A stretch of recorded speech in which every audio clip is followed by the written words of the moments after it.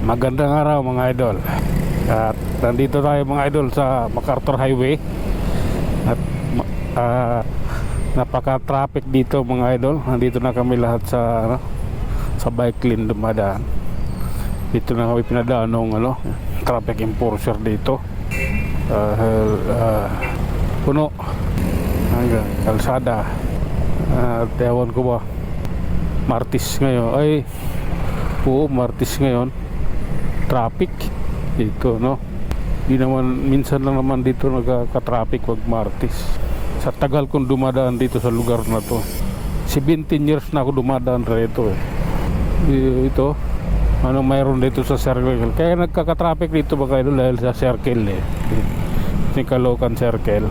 Diyan nag-uumpisa yan. Kaya nagkakaroon ng traffic itong MacArthur. May mga nakaparking pang kutsi dito sa dapat wala ito Bakit may nakaparking dyan? Sumingit. Paano kasi singit ng ganyan? Okay. Traffic talaga. Okay. Ito yung sinasabi ko mga idol. Itong circle na ito.